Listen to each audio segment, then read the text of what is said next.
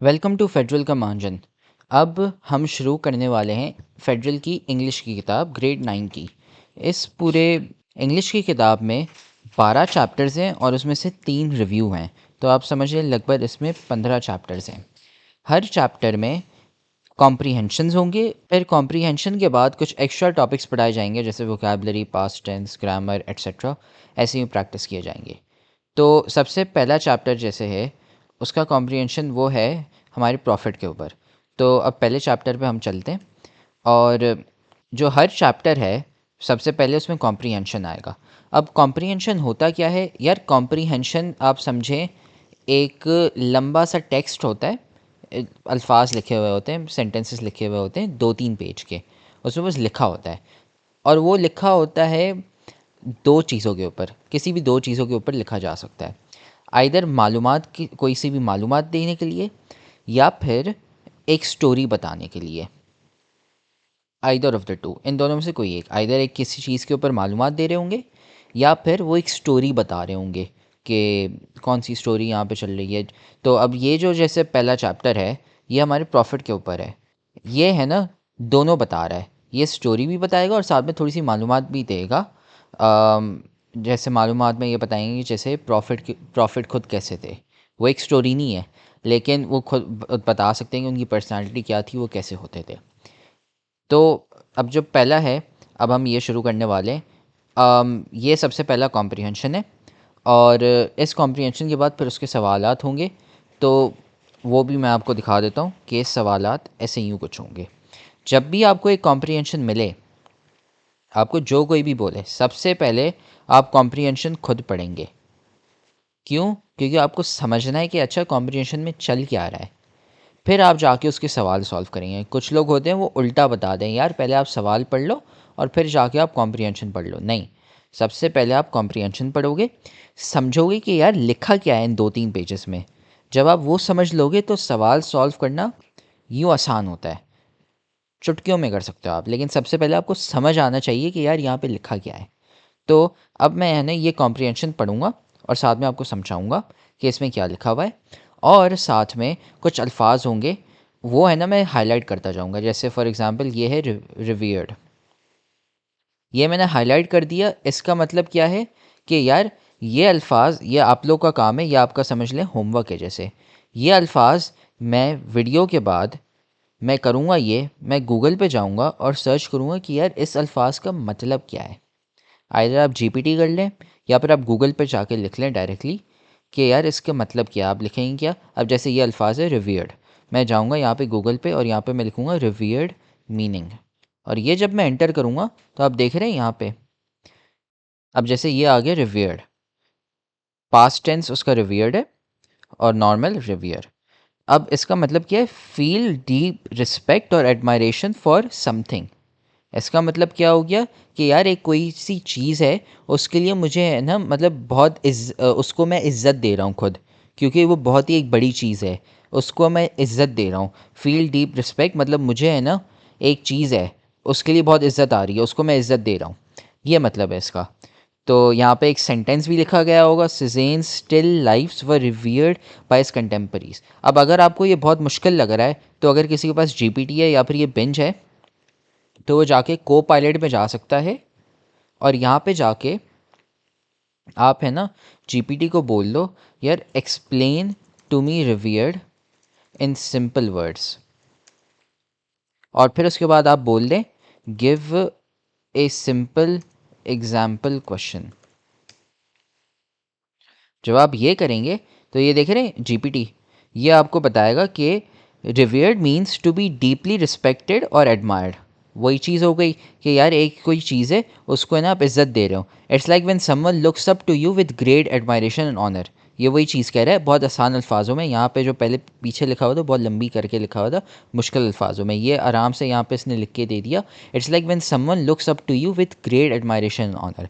इसका मतलब ये कोई आपको ना बहुत इज्जत से देखता हो। For example, if a wise elder imparts valuable life lessons, they might be revered by the community. Now, here's a simple question.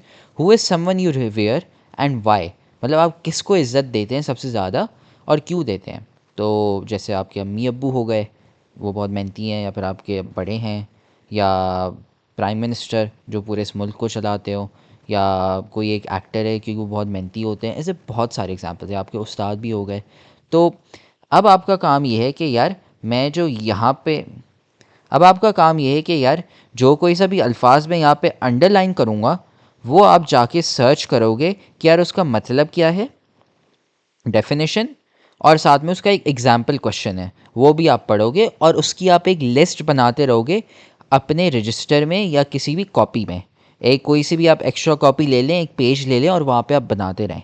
आपको कैसे पता चलेगा उनका मतलब क्या है, वो मैंने आपको दिखा दिया। आइदर आप ये को पायलट यूज़ कर लें, जिसके पास को पायलट या जीपीटी पड़ा हो। चैट जीपीटी बहुत मशहूर है, चैट जीपीटी भी आप है ना इस वेबसाइट पे जा सकते हैं, chat.openai.com। आप यहाँ से देख सकते हैं, यहाँ पे फ्री में आ जाता है।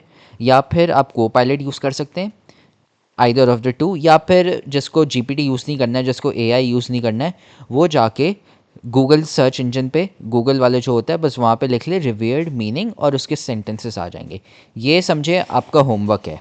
और साथ में जब ये कॉम्प्रिहेंशन ख़त्म होगा तो इसमें से यहाँ पे वोकैबलरी की लिस्ट होगी, मैं भी समझाऊंगा, लेकिन आपको एक लिस्ट बनानी है। ये यहाँ पे जो लिखे हुए हैं ना, ये भी मैं समझाऊंगा, लेकिन इनका फ़ायदा नहीं है। क्यों? जब तक आप खुद लिखेंगे नहीं, जब तक आप खुद समझेंगे नहीं, जब तक आप खुद याद नहीं करेंगे तो फ़ायदा नहीं है। ये यहाँ पे लिखा हुआ है, ये आप 2 दिन के बाद भूल जाएंगे, मैं लिख के बता दूँ।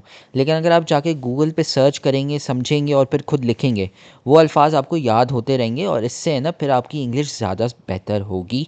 जब आप कॉम्प्रिहेंशन सॉल्व करेंगे तो आपको आसानी होगी समझने में। और साथ में जब आप राइटिंग भी करेंगे, जब आप, वो मैं बाद में बताऊंगा, जब आपको एसेस लिखने होंगे तो उसमें भी बहुत आसानी होगी।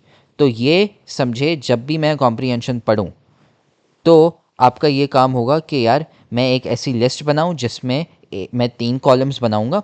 एक ऐसा कॉलम होगा जिसमें मैं अल्फाज लिखूंगा, एक ऐसा कॉलम होगा जिसमें मैं उसकी डेफिनेशन लिखूंगा, फिर यहाँ पे एक और कॉलम आप बनाएंगे एक्स्ट्रा अपने कॉपी में जिसमें आप जुमले लिखेंगे।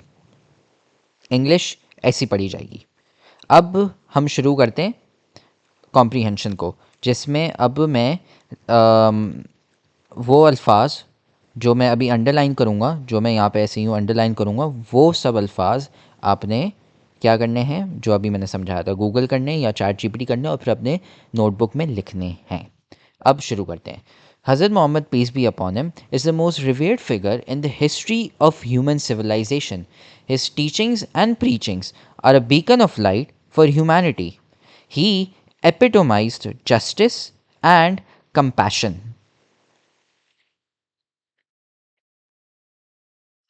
And he was an advocate of knowledge. His message is still relevant in the present day and its impact is far reaching. He is a matchless role model for everyone because of his wisdom, kindness, and generosity.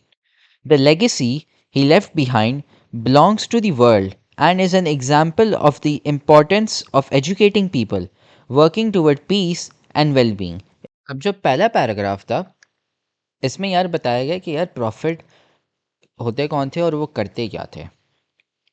तो सबसे पहले वो जो पूरे जो आपकी जो human civilisation है, सारे जो इंसान अभी तक रहे हैं, उसमें से जो जो सबसे ज़्यादा जिसको इज़्ज़त दी जाती है वो हमारे प्रॉफिट हैं। उनकी वो जो पढ़ाते हैं और जो हमें बताते थे, उससे जो पूरी जो आपकी इंसानियत है वो आगे गई है। उन्होंने जस्टिस मतलब जो प्रॉफिट होते थे वो साथ में इंसाफ दिलाते थे। और तालीम जो है, नॉलेज, तालीम, वो भी है ना सबको। He was an advocate of knowledge. इसका मतलब ये है कि वो तालीम जो होती थी, जो इंसानियत होती थी, वो फैलाते थे और दूसरों के बीच में दूसरे लोगों में फैलाते थे ताकि वो समझ सकें।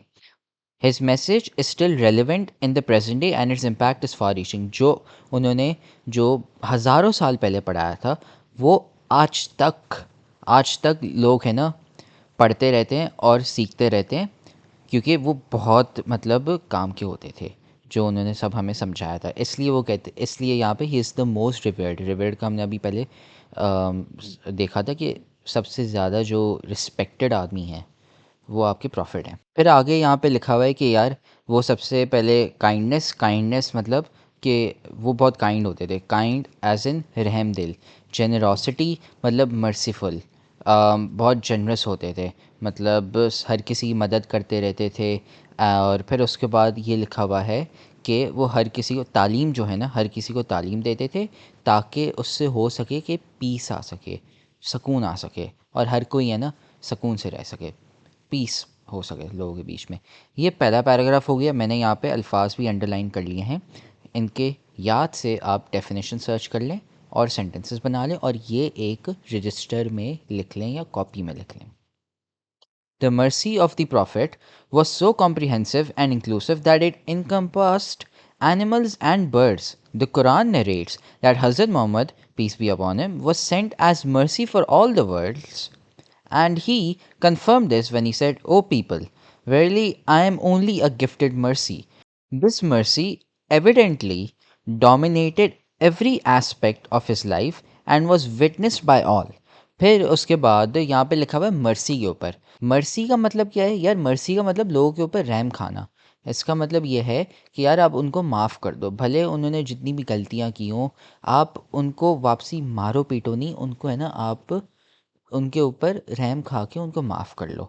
तो ये है ना प्रॉफिट के ऊपर कि यार वो हर किसी को है ना माफ़ कर देते थे, और ये भी कहते थे कि यार लोगों को माफ़ कर दिया जाए। तो ये है ना उसके ऊपर लिखा हुआ है। और साथ में अम, जो आपके जानवर और जो आपके परिंदे भी होते हैं, उनके ऊपर भी है ना आप रहमदिल होते हो, उनको भी आप खाम खाम ना मारें। ये भी यहाँ पे लिखा हुआ है कि जो प्रॉफिट होते थे वो उनको भी इज़्ज़त देते थे, जानवरों को और परिंदों को, उनको भी खाम खाम तंग करना और ये सब ये नहीं करते थे। फिर many injunctions urging Muslims to show mercy to animals and birds are easily accessible in the books of Sunnah and the life of the Prophet.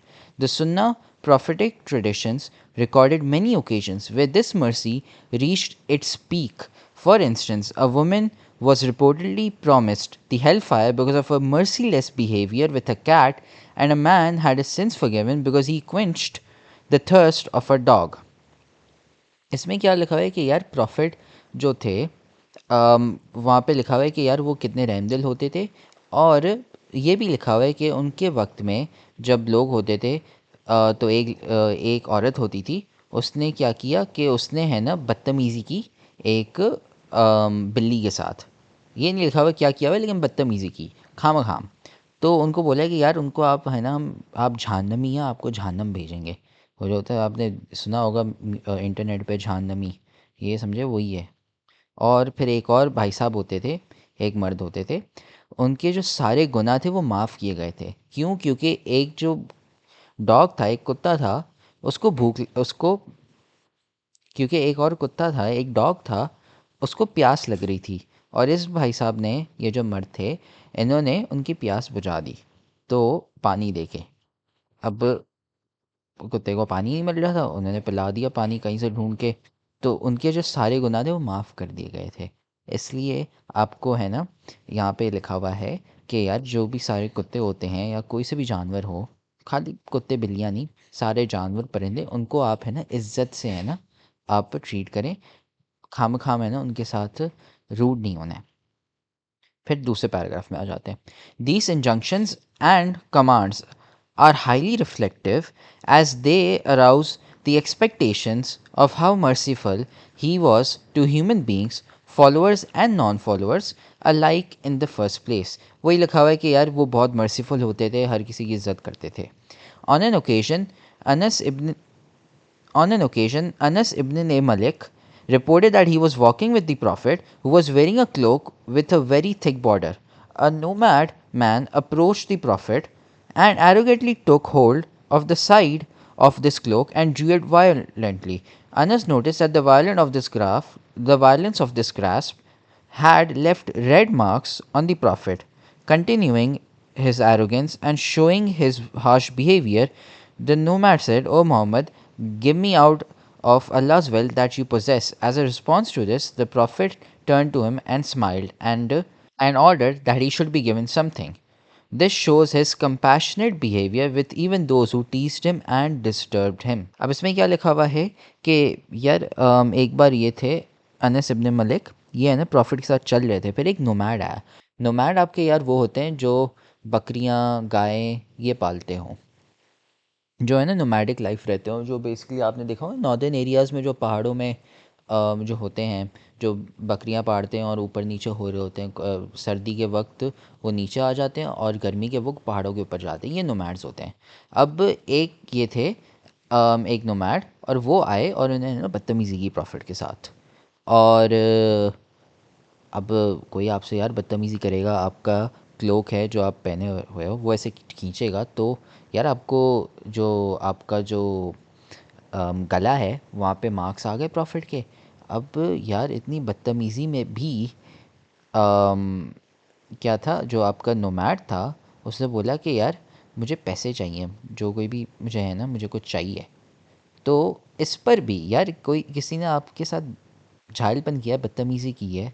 आपका क्लोक है, क्लोक क्या होता है यार, एक कंबल वो पहना हुआ है ऐसे यूँ यहाँ पे गले में, वो है ना आपसे ऐसे यूँ छीना है उसने और आपके है ना यहाँ पे निशान आ गए। और फिर भी जो प्रॉफिट थे, प्रॉफिट ने फिर भी बोला कि हाँ क्यों नहीं, मैं आपको है ना फिर है ना उसने अनस इब्न मलिक को बोला कि यार नहीं इसको कुछ देना चाहिए।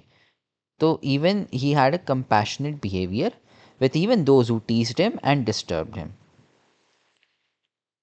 Myriads of similar occasions indicate how Prophet used to behave towards people who were bitterly against him. It was this lenient behavior that spurred people on embracing Islam and following the Prophet. Had the Prophet been cruel to them, people would have been abandoned of his religion. Allah the Exalted says, "It is out of Allah's mercy that you, Prophet, have been lenient with them. Had you been cruel or hard hearted, they would have certainly abandoned you." अब इसमें क्या लिखा हुआ है कि यार ये जो मैंने आपको अभी किस्सा बताया था, ऐसे बहुत सारे किस्से हुए हैं जिसमें लोगों ने बहुत बदतमीज़ी की है, लेकिन फिर भी है ना जो प्रॉफिट थे उन्होंने है ना वापसी उनको बस माफ़ कर दिया। उनके साथ भी है ना रहम दिल थे, वो काइंड थे, उनको माफ़ कर दिया और है ना उनके साथ है ना एक अच्छे बिहेवियर के साथ, एक काइंड बिहेवियर के साथ उनसे है ना फिर भी बातें की। और इससे हुआ क्या कि लोगों ने है ना इस्लाम इससे है ना कबूल किया। और कुरान में भी यहाँ पे लिखा हुआ है कि अगर अगर लोगों ने अगर जो प्रॉफिट थे, अगर वो उनके ऊपर मर्सी नहीं दिखाते, अगर वो रहमदिल नहीं होते, बहुत सख्त दिल होते, तो लोग हैं ना फिर और इस्लाम कभी कबूल नहीं करते। अच्छा, अब यहाँ पे ना ऐसे कुछ सवाल हैं वाइल रीडिंग क्वेश्चंस। तो ये है ना यहाँ पे ये चेक करने के लिए कि यार आपको समझ भी आया है या नहीं, जो मैंने यहाँ पे अभी पढ़ा है वो आपको समझ आया है कि नहीं। What was the demand of the nomad, वो बस पैसे पूछ रहा था। What is the importance of kindness, ये यार यहाँ पे लिखा हुआ है कि आपको हमेशा नहीं ऐसा होना चाहिए क्योंकि कुरान ने सिखाया हुआ है। एंड इससे है ना फिर लोगों ने इस्लाम भी एक्सेप्ट किया, कबूल किया। Hazrat Aisha narrates that the Messenger of Allah, the Prophet, said, "Allah is kind and He loves kindness and confers upon kindness which He does not confer upon severity and does not confer upon anything besides kindness." The Prophet was even compassionate and kind towards the non believers, the prisoners of war taken captive in the Battle of Badr were amongst his bitter enemies. Nevertheless, he made sure that they were given the best of treatment. तो यार इसमें अब लिखा हुआ है कि जो profit होते थे हर किसी के साथ है ना वो काइंड होते थे, किसी के साथ है ना बदतमीज़ी नहीं करते थे। इवन जब जंग हुई थी, बैटल ऑफ बदर जो हुआ था, जंग हार गए थे और जो मुस्लिम्स थे वो है ना जीत गए थे। तो उन्होंने है ना उनको जेल में डाल दिया, लेकिन फिर भी भले वो आपके दुश्मन है फिर भी है ना प्रॉफिट ने उनके साथ है ना कोई बदतमीज़ी नहीं की, उनके साथ भी they were given the best of treatment, उनके साथ भी है ना रहम दिल से आए और he was very forgiving and generous. The non-believers inflicted him with every kind of sufferings, eventually forcing him to migrate to Medina and then waged war on him. However, when he conquered Mecca without bloodshed in the 21st year of his prophethood, he asked the Meccan non-believers who were awaiting his decision about them, "How do you expect me to treat you?" They responded unanimously, "You are a noble one, the son of a noble one." He announced to them his decision, "You may go free, no reproach this day shall be on you, may Allah forgive you." अब इसमें ये लिखा हुआ है कि जब profit मक्का में होते थे, आपके जो नॉन मुस्लिम्स होते थे वो उन जो प्रॉफिट के ऊपर थे बहुत है ना सफरिंग्स करते थे, मतलब बहुत सारी है ना, अब बहुत बदतमीज़ी से पेश आते थे, झालपन होता था, कभी पत्थर फेंक रहे होते थे, बहुत बदतमीज़ी से पेश आ रहे होते थे। तो उसकी वजह से हुआ ये कि यार प्रॉफिट को मक्का से निकलना पड़ा, उनको मदीना जाना पड़ा, क्योंकि हालात बहुत ख़राब हो गए थे। फिर जब वो मदीना गए उसके बाद फिर उन्होंने है ना अम, मक्का पे है ना अटैक लॉन्च किया, waged the war on him. तो वहाँ पे है ना जंग हुई और प्रॉफिट जीत गए थे। फिर हुआ ये कि जो मक्का था वो उन्होंने पूरा कॉन्कर कर लिया था बगैर किसी को मारे, without blood shed. Blood shed का मतलब ये है कि अम, किसी को मारना, तो बगैर विदाउट ब्लड शेड, बगैर किसी को मारे उन्होंने है ना सबको वहाँ पे मक्का को जीत लिया था। और फिर वहाँ पे सबको माफ़ कर दिया। किसी को भी है ना यार, इतने मतलब जुल्म किए थे, इतना झालपन था, लेकिन फिर भी उन्होंने सबको माफ़ कर दिया। फिर the profit was also very kind and affectionate towards women. Women were badly treated in those times. The Prophet gave them honor and dignity at par with men in the community.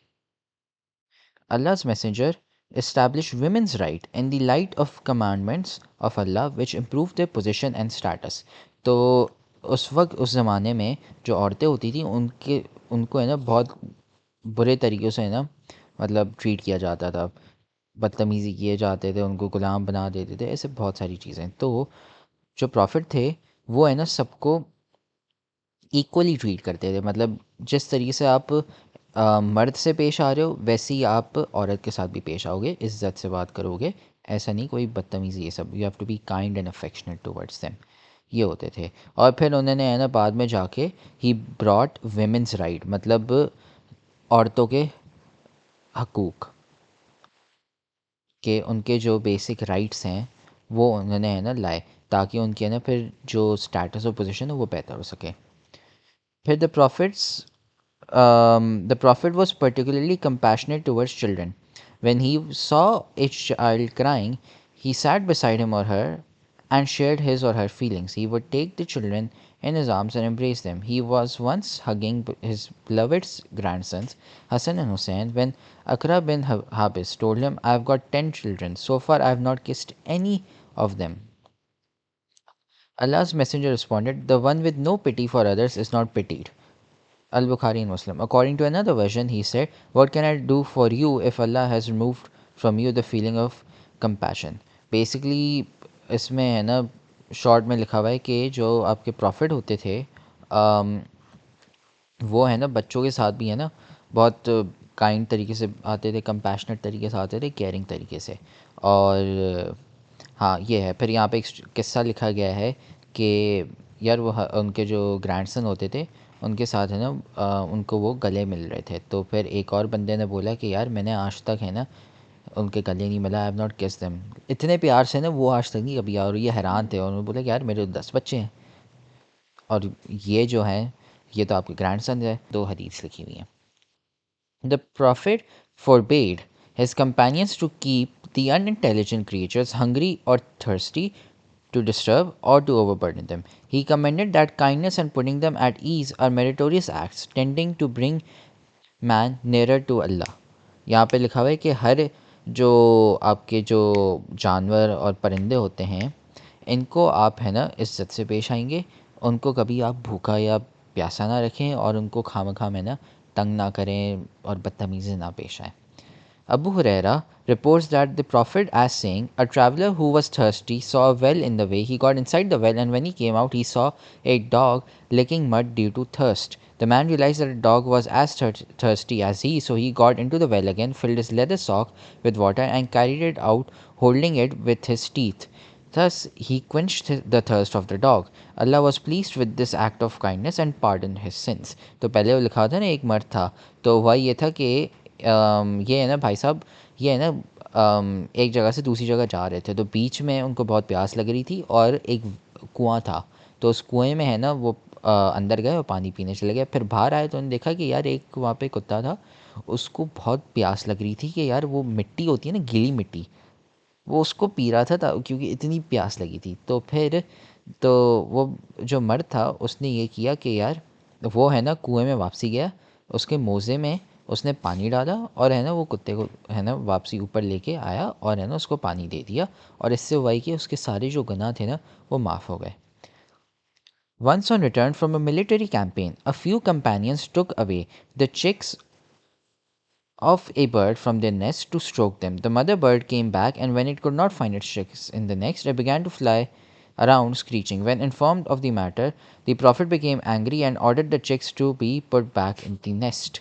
तो इसमें हुआ ये था कि कुछ लोग थे, वो है ना जंग से वापसी आ रहे थे या प्रैक्टिस मिलिट्री कैंपेन थी उसके लिए गए हुए थे। तो उसमें हुआ ये था कि यार एक नेस्ट था, उसमें है ना एक परिंदे के वो थे, बच्चे थे। तो हुआ ये कि वो लोग है ना लेके चले गए, और फिर है ना ये जो इस जो जो छोटे से चूज़े थे उनकी जो अम्मी थी, वो है ना परेशान हो गई, हो गई यार मेरे बेटे कहाँ गए, सब बच्चे कहाँ गए। तो वैसे घूमती रही, फिर जब प्रॉफिट को पता चला इसके बारे में तो वो बहुत गुस्से में थे, उन्होंने बोला कि यार वापसी रख के आओ। तो उन्होंने बोला कि जो सारे जानवर होते हैं उनको आप इज़्ज़त से पेश आए, खाम ऐसे ही बच्चे ना उठा लें आप। तो ये है the love and compassion of the prophets for all kinds of creatures was not of the kind claimed by today's humanists. He was sincere and balanced in his love and compassion. He was more compassionate than any other person. He was a prophet raised by Allah, the creator and sustainer of all beings, for the guidance and happiness of conscious beings and the harmony of existence. Therefore, he lived not for himself but for others. He is an epitome for he is an epitome of mercy for all the worlds. तो इससे है ना हमारा ये पूरा paragraph ख़त्म हुआ है, पूरा ऐसे ख़त्म हो गया है। बस यहाँ पे लिखा ये गया है कि यार बहुत कंपैशनेट होते थे, एंड मतलब बहुत बहुत नेक दिल होते थे, बहुत रहम दिल होते थे, बहुत सिंसियर होते थे, बहुत जेनरस होते थे, बहुत काइंड होते थे, ये लिखा गया है यहाँ पे। और हमें भी बोला गया कि हमें भी ऐसा होना चाहिए, हमें कोशिश करनी चाहिए कि यार हम भी है ना ऐसे ही हुए उनकी तरह। तो इससे हमारा ये ख़त्म हो गया है कॉम्प्रीहेंशन। अब पोस्ट रीडिंग क्वेश्चन है, इसको आप छोड़ सकते हैं। फिर उसके बाद आती है ग्लॉसरी। अब ये थोड़े से अल्फाज हैं यहाँ पे जो लिस्ट बनाई गई है। Mercy, beacon, revered, epitomize, legacy, compassion, ये सारे यहाँ पे है ना अल्फाज हैं। मैंने भी कुछ वहाँ पे अंडरलाइन किए हैं, वो आपका काम है कि यार मैं उन अल्फाज को गूगल करूँ या जीपीटी करूँ और उसमें से मैं उनकी डेफिनेशन और सेंटेंसेस एक कॉपी या रजिस्टर में लिख लूँ। तो अब हम इन अल्फाज पे आते हैं। मर्सी, मर्सी अ काइंड और forgiving attitude towards somebody that you have the power to harm और राइट टू पनिश। मर्सी का मतलब है यार लोगों को माफ़ कर देना, बस ये है। मर्सी का मतलब यह है कि लोगों को माफ़ कर देना या उनको रहम दिखाना। फिर beacon, a light that is place somewhere to guide vehicles and warn them of danger. अच्छा, अब यहाँ पे एक चीज़ ख्याल कीजिएगा कि यार यहाँ पे जो बीकन है इसके अलग अलग मायने हो सकते हैं। यहाँ पे जो मायना लिखा गया है ना ये गलत है। क्यों गलत है? क्योंकि जो बीकन जो पैराग्राफ में यूज़ किया गया है, बीकन का मतलब ये है कि आप किसी को गाइड करो कि यार वो है ना सही रास्ते पे चले, एक ऐसे रास्ते में उनको आप बताओ कि यार वो सही रास्ते में चलें, सही रास्ता दिखाना लोगों को, सही पाथ दिखाना, ये मतलब है।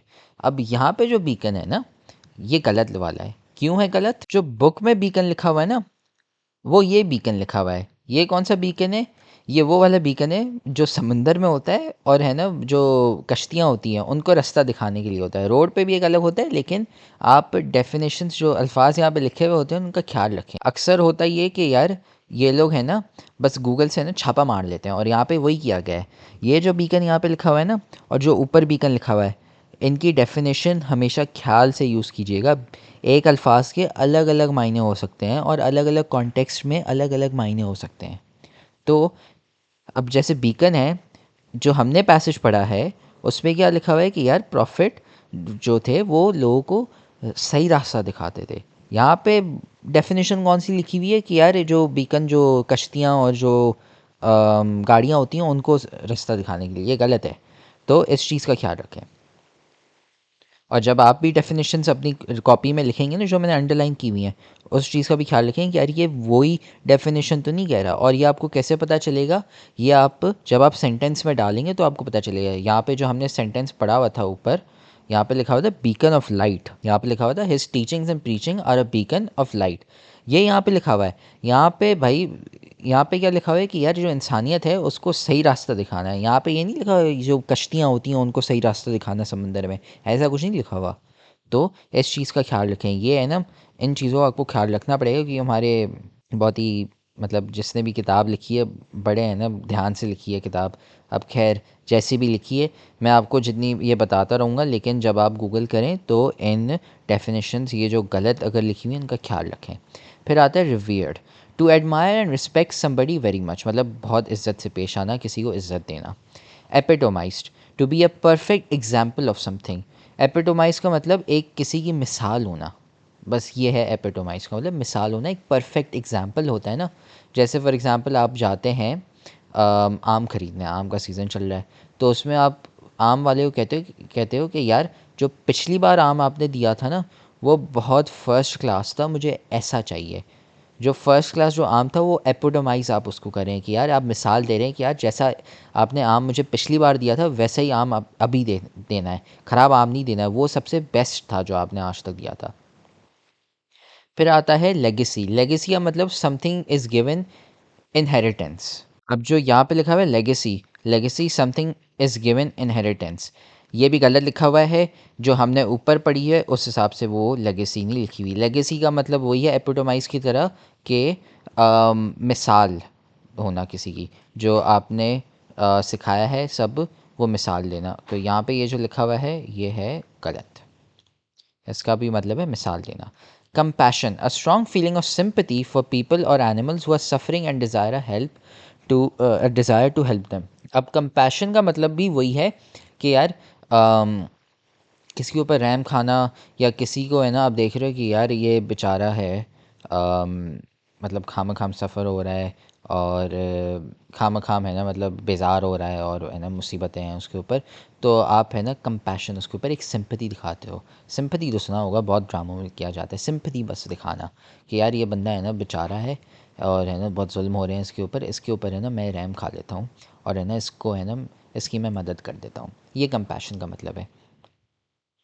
फिर आता है इंक्लूसिव, इंक्लूसिव का मतलब टू ऐड और इंक्लूड एवरीथिंग ऑल कंपासिंग। इंक्लूसिव का मतलब सब चीज़ें एक साथ कर देना और सब चीज़ों को है ना डाल देना। तो बहुत सारे हो सकते हैं, जैसे आपका है ना 4 लोगों का ग्रुप है और उसमें है ना एक और दोस्त आता है, तो इंक्लूसिव का मतलब ये है कि एडजेक्टिव हो जाएगा। तो इंक्लूसिव इस मायने में होगा कि यार आपका एक और दोस्त है उसको है ना हम ग्रुप में डाल देते हैं। You are inclusive of everyone, इसका मतलब ये कि जो आपको 4 लोगों का ग्रुप है वो एक्सक्लूसिव नहीं है, वो खाली उस ग्रुप आप 4 के 4 खाली नहीं हो, मतलब यूनिक नहीं हो। आप कहते हो यार वो भी एक और है उसको भी मैं है ना दोस्त बना देता हूँ। एक्सक्लूसिव और इंक्लूसिव ऑलमोस्ट सेम है। एक्सक्लूसिव का मतलब ये है बहुत ही यूनिक और सबसे अलग। तो फॉर एग्ज़ाम्पल आप किसी एक शॉप पे जाते हो और वहाँ पे होता है एक्सक्लूसिव आइटम्स, मतलब ये वाले जो आइटम्स हैं, ये जो कपड़े हैं ये सबसे अलग हैं, ये बेस्ट हैं। और इंक्लूसिव का मतलब है कि यार हर कोई बराबर है, तो वो दोस्त हो गए कपड़े हो गए सब सेम है, और इसका मतलब ये है कि यार आप सबको एक ही ग्रुप में डाल देते हो। वेराज एक्सक्लूसिव जो है उसका एक अलग ही ग्रुप होता है, वो खास लोगों के लिए वीआईपी लोगों के लिए होता है। फिर आता है इनकम्पास्ड, इसका मतलब वही इंक्लूसिव की तरह है लगभग। इसमें to include a large number और रेंज ऑफ थिंग्स। इनकम्पास का मतलब यहाँ पे इनकम्पास का मतलब ये है कि वही ऐड करना, हर किसी को एक साथ डाल देना। अब इंक्लूसिव और इनकम्पास्ड ऑलमोस्ट सेम मीनिंग है, लेकिन इनकम्पास इंक्लूसिव जो है वो एडजेक्टिव है, इनकम्पास्ड का मतलब ये है कि बहुत सारी जो चीज़ें हैं एक ही उनको है ना डालना, एक ही ग्रुप में डालना। फिर अर्ज है टू एडवाइस और try hard to persuade somebody to do something. Urge मतलब यार किसी को है ना बहुत मतलब है ना बोलना कि यार ये करो वो करो। अर्ज मतलब आई अर्ज हिम टू पे द बिल्स, इसका मतलब ये है कि यार उसको मैंने बहुत बोला, बहुत ज़िद की कि यार अपना लाइट का बिल भर दो। तो अर्ज का मतलब ये होता है। फिर quench, to drink so that no one is no longer feeling thirsty. Quench का मतलब ये है कि यार प्यास बुझाना। फिर अबैंडेंड, अबैंडेंड तो मतलब लीव अलोन, मतलब किसी को अकेला छोड़ देना, अबैंडेंड का मतलब ये है। फिर आ गया विटनेस, विटनेस का मतलब ये है कि टू सी समथिंग और a person who see something. तो बेसिकली विटनेस का मतलब ये है कि आप गवाह बन जाते हो कि यार आपने है ना उस बंदे को देखा ये करते हुए। अब जैसे उसमें पीछे था अबू हुरैरा, उन्होंने देखा एक बंदा था जिसने है ना एक कुत्ते की प्यास बुझाई थी। तो वो विटनेस बन गया, उसने देखा कि यार ये वो कर रहा था, वो उसका गवाह बन गया कि यार मैंने देखा है कि हाँ ये सच में ऐसा हुआ है। रिप्रोच, टू ब्लेम और क्रिटिसाइज समवन फॉर समथिंग, मतलब किसी को है ना बोलना कि यार ये तुमने क्यों किया, खाम ब्लेम करना। और फिर कमांडमेंट्स, एन ऑर्डर और law given by Allah. Commandments का मतलब जो अल्लाह ने बोला हुआ है, एक जो हुक्म दिया हुआ है। फिर आ गया मेरिटोरियस। मेरिटोरियस ये है प्रेज वर्दी और डिज़र्व प्रेज, मतलब ऐसी चीज़ आपने कर दी जिसकी है ना बहुत वाह वाह की जाए, तो ये मेरिटोरियस होता है। फिर आता है पार्डन, टू फॉरगिव, मतलब किसी को माफ़ करना, बस मर्सी की तरह बस माफ़ कर देना किसी को। फिर आता है screeching, to cry to scream restlessly. Screeching का मतलब कि आप पागलों की तरह आप रो रहे हो और है ना खाम आप परेशान हो या फिर कोई आपको तंग कर रहा है। स्क्रीचिंग का मतलब ये है। फिर आप जब कोई आपको तंग करता है, जब परेशान होते तो उसमें है ना आप पागल की तरह चिल्ला रहे होते हो या फिर आप रो रहे होते हो, तो ये है ना स्क्रीचिंग होता है कि आप है ना बहुत रो रहे हो और चिल्ला रहे हो। इससे हमारी वोकेबलरी हो गई, तो इससे है ना हमारा इंट्रोडक्शन हो गया, जिसमें यार मैंने आपको पैसेज समझाया और साथ में मैंने आपको अल्फाजों की ये डेफिनेशंस बता दी। अब अगली वीडियो में होगा ये कि यार हम सवाल करेंगे और फिर आगे और भी है ना टॉपिक्स पढ़ेंगे। तो अगर आपको कुछ समझ नहीं आया तो आप ये कर लें कि वीडियो आप है ना वापसी से देख लें, या फिर आप है ना कमेंट कर लें, और या फिर आप हमें है ना व्हाट्सएप पे भी मैसेज कर सकते हैं, जो आपको है ना ज़्यादा आसान लगे। और है ना हम आपको फिर समझा देंगे अगर कुछ मसला हुआ तो ये है। फिर आप मेक श्योर आप सब्सक्राइब कर लें और वीडियो को लाइक भी कर लें। फिर अगली वीडियो में मिलते हैं।